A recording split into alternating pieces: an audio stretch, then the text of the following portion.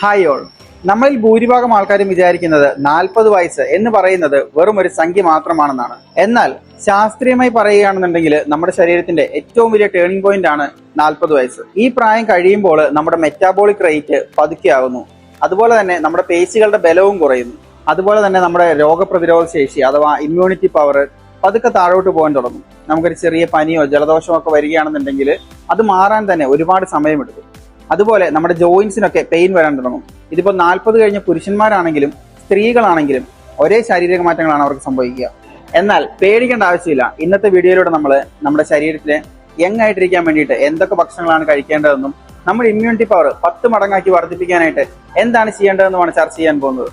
അപ്പോൾ വീഡിയോ മുഴുവനായിട്ട് കാണുക. Once again welcome back to ബെഞ്ചാര ഈറ്റോ ക്ലബ്. ആദ്യം നമുക്ക് 40 വയസ്സിന് ശേഷം നമ്മുടെ ശരീരത്തിൽ എന്താണ് സംഭവിക്കുന്നതെന്ന് ലളിതമായിട്ടൊന്ന് മനസ്സിലാക്കാം. നമ്മൾ ശ്വസിക്കുന്ന വായുവിലെ മലിനീകരണവും പ്രായമാവുമ്പോൾ കോശങ്ങളിൽ സ്വാഭാവികമായി ഉണ്ടാകുന്ന തേയ്മാനവും കാരണം ശരീരത്തിൽ ഓക്സിഡേറ്റീവ് സ്ട്രെസ് കൂടുന്നു.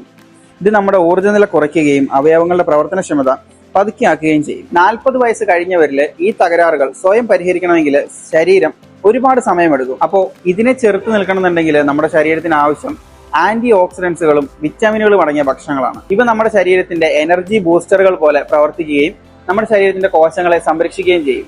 നമ്മുടെ എല്ലാവരുടെയും അടുക്കളയിലുള്ള ഏറ്റവും വലിയ ഔഷധമായ മഞ്ഞളിനെ കുറിച്ച് തന്നെയാണ് നമ്മൾ ആദ്യം ചിന്തിക്കാൻ പോകുന്നത്. മഞ്ഞളിൽ അടങ്ങിയിരിക്കുന്ന കുർക്കുമിൻ എന്ന് പറയുന്ന ഘടകത്തിന്റെ പവർ നമ്മൾ വിചാരിക്കുന്നതിലും അപ്പുറമാണ്. നമ്മുടെ ശരീരത്തിൽ ഉണ്ടാകുന്ന സന്ധിവേദനകൾ, നീർക്കെട്ടുകൾ തുടങ്ങിയ സംഭവങ്ങളൊക്കെ മാറ്റാൻ വേണ്ടിയിട്ട് ഇതിലും നല്ലൊരു നാച്ചുറൽ മെഡിസിൻ വേറെയില്ല. എന്നാൽ ഒരു കാര്യം പ്രത്യേകം ശ്രദ്ധിക്കുക, ഈ മഞ്ഞൾ വെറുതെ കഴിച്ചതുകൊണ്ട് കാര്യമില്ല.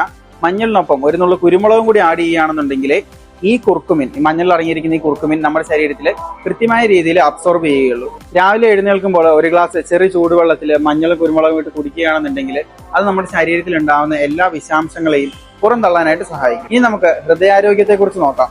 40 വയസ്സ് കഴിഞ്ഞാൽ ഏറ്റവും ഭയപ്പെടുത്തുന്ന ഒന്നാണ് ഹാർട്ടിന്റെ ഹെൽത്ത്. ഇവിടെയാണ് നമ്മുടെ തക്കാളിയുടെ പ്രാധാന്യം വരുന്നത്. തക്കാളിക്ക് കടും ചുവപ്പ് നിറം നൽകുന്നത് ലൈക്കോപ്പിൻ എന്ന് പറയുന്ന ഒരു ശക്തമായ ഘടകമാണ്. ബാഡ് കൊളസ്ട്രോള് കുറയ്ക്കാനും രക്തക്കുഴലിലൂടെ ഇലാസ്തികത നിലനിർത്താനും ലൈക്കോപ്പിൻ സഹായിക്കുമെന്ന് നിരവധി പഠനങ്ങൾ തെളിയിച്ചിട്ടുണ്ട്. ദിവസവും നമ്മുടെ ഭക്ഷണത്തിൽ തക്കാളി ആഡ് ചെയ്യുകയാണെന്നുണ്ടെങ്കിൽ അത് നമ്മുടെ ഹൃദയത്തിന്റെ പമ്പിംഗ് ശേഷി വർദ്ധിപ്പിക്കാനായിട്ട് സഹായിക്കും. എന്നാൽ ഈ തക്കാളി വെറുതെ കഴിക്കുന്നതിൽ നല്ലത് അല്പം ഒലിവ് ഓയിലോ അല്ലെങ്കിൽ നല്ലെണ്ണയൊക്കെ ചേർത്ത് വേവിച്ച് കഴിക്കുമ്പോഴാണ് ഈ ലൈക്കോപ്പിൻ എന്ന് പറഞ്ഞ ഘടകം നമ്മുടെ ശരീരത്തിൽ കൂടുതൽ ആഗിരണം ചെയ്യപ്പെടുന്നത്. ഇത് നമ്മുടെ ചർമ്മത്തിന്റെ ഭംഗി കൂട്ടാനായിട്ടും പ്രായക്കുറവ് തോന്നിക്കാനായിട്ടും സഹായിക്കും. ഇനി നമ്മുടെ രോഗപ്രതിരോധ ശേഷി 100% ഉയർത്താനായിട്ട് വെളുത്തുള്ളിയുടെ അത്രയും കഴിവുള്ള മറ്റൊന്നുമില്ല. ഇതിൽ അടങ്ങിയിരിക്കുന്ന അല്ലിസിൻ എന്ന് പറയുന്ന ഘടകമാണ് ഇതിന് കാരണം. നമ്മളിൽ പലരും ചെയ്യുന്ന തെറ്റാണ് വെളുത്തുള്ളി നേരിട്ട് വിഴുങ്ങുകയോ അല്ലെങ്കിൽ മുഴുവനോടെ കറിയിലിടുകയോ ചെയ്യുന്നത്. എന്നാൽ വെളുത്തുള്ളി എപ്പോഴും നന്നായി ചതച്ച് 10 മിനിറ്റ് വെക്കണം. എങ്കിൽ മാത്രമേ ഈ അല്ലിസിൻ എന്ന് പറഞ്ഞ ഘടകം വെളുത്തുള്ളിയിൽ നിന്ന് പുറത്തു വരികയുള്ളൂ. ഇത് നമ്മുടെ രക്തസമ്മർദ്ദം കുറയ്ക്കാനായിട്ടും രക്തക്കുഴലുകളിൽ അടിഞ്ഞുകൂടിയിരിക്കുന്ന കൊഴുപ്പ് നീക്കം ചെയ്യാനായിട്ടും ഒക്കെ സഹായിക്കും. 40 വയസ്സ് കഴിഞ്ഞവർ ആഴ്ചയിൽ ഒരു 3-4 തവണ അവരുടെ ഭക്ഷണത്തോടൊപ്പം ഈ വെളുത്തുള്ളി ഒരു കഴിക്കുകയാണെന്നുണ്ടെന്നുണ്ടെങ്കിൽ അവർക്ക് വിട്ടുമാറാത്ത ഇൻഫ്ലമേഷൻ ഉണ്ടെങ്കിലോ അല്ലെങ്കിൽ ജലദോഷം ഉണ്ടെന്നുണ്ടെങ്കിലോ ഒക്കെ സഹായകരമായിരിക്കും. ഇനി 40 വയസ്സ് കഴിഞ്ഞ സ്ത്രീകളിൽ എല്ലുകളുടെ തേയ്മാനവും ഹോർമോൺ വ്യതിയാനവും ഒക്കെ പെട്ടെന്ന് തന്നെ ഉണ്ടാവും. ഇനി പുരുഷന്മാരെ സംബന്ധിച്ച് നോക്കുകയാണെന്നുണ്ടെങ്കിൽ അവരുടെ പേശികളുടെ ബലം കുറഞ്ഞു വരും. പക്ഷേ ഇതിനുള്ള പരിഹാരം മിക്ക ആളുകളുടെയും വീടുകളിൽ തന്നെയുണ്ട്. അത് മുരിങ്ങയിലയും പച്ചക്കറികളുമാണ്. മുരിങ്ങയിലയിൽ കാൽസ്യം, ഇരുമ്പ്, വിറ്റമിൻ കെ എന്നിവ നല്ല രീതിയിൽ അടങ്ങിയിട്ടുണ്ട്. ഇനി ക്യാബേജ്, കോളിഫ്ലവർ, ചീര എന്നിവയെല്ലാം നമ്മുടെ കരളിനെ സഹായിക്കുന്ന ഒന്നാണ്. നമ്മുടെ കരളാണ് നമ്മുടെ ശരീരത്തിൽ നിന്ന് ബാഡ് ടോക്സിൻസ് പുറത്തേക്ക് കളയുന്നത്. ഈ പച്ചക്കറികളെല്ലാം നമ്മുടെ കരളിനെ ഹെൽപ്പ് ചെയ്യും. പക്ഷേ ഈ പച്ചക്കറികളൊക്കെ അമിതമായി വേവിക്കുകയാണെന്നുണ്ടെങ്കിൽ ഇതിന്റെ ഗുണം നഷ്ടപ്പെടും. അതുകൊണ്ട് തോരൻ വെച്ചോ അല്ലെങ്കിൽ ആവിയിൽ വേവിച്ചൊക്കെ ഉച്ചഭക്ഷണത്തിനൂടെ കഴിക്കുകയാണെന്നുണ്ടെങ്കിൽ നമ്മുടെ എല്ലുകൾ സ്ട്രോങ് ആവും. ഇനി രോഗപ്രതിരോധ ശേഷി കൂട്ടാൻ വേണ്ടിയിട്ട് നമ്മുടെ മാർക്കറ്റിൽ അവൈലബിൾ ആയിരിക്കുന്ന ടാബ്ലറ്റ്സുകളുടെ പുറകെ നമ്മൾ പോകേണ്ടതുണ്ടോ? ഒരിക്കലുമില്ല. നമ്മുടെ നാട്ടിൽ സുലഭമായി കിട്ടുന്ന, വളരെ തുച്ഛമായ പൈസയ്ക്ക് കിട്ടുന്ന നെല്ലിക്ക വിറ്റമിൻ സിയുടെ ഒരു കലവറയാണ്.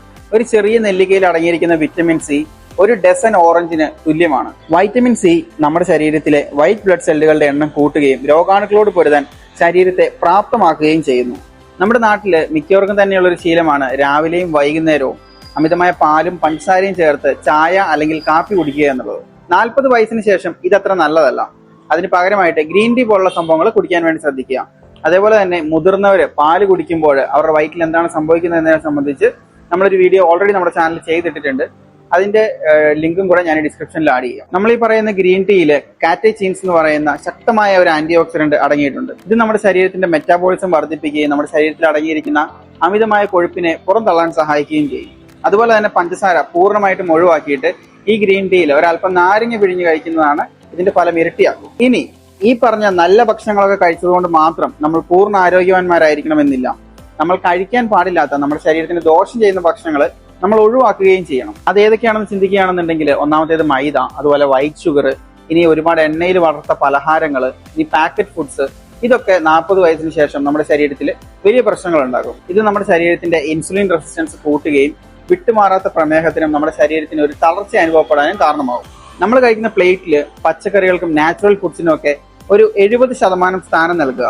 അല്ലെന്നുണ്ടെങ്കിൽ മമ്മൂട്ടി പറഞ്ഞതുപോലെ നമ്മൾ ഭക്ഷണം മരുന്നായി കഴിച്ചില്ലെന്നുണ്ടെങ്കിൽ മരുന്ന് നമ്മൾ ഭക്ഷണമായി കഴിക്കേണ്ടി വരും. അപ്പോൾ നമ്മൾ ഇനി ചിന്തിച്ച ലളിതമായ കാര്യങ്ങൾ മനസ്സിൽ കൊടുത്തുകൊണ്ട് നിങ്ങളുടെ ഭക്ഷണ രീതി മാറ്റുകയാണെന്നുണ്ടെങ്കിൽ നമ്മുടെ ആരോഗ്യവും ആയുസ്സും വർദ്ധിക്കാനായിട്ട് അത് സഹായിക്കും.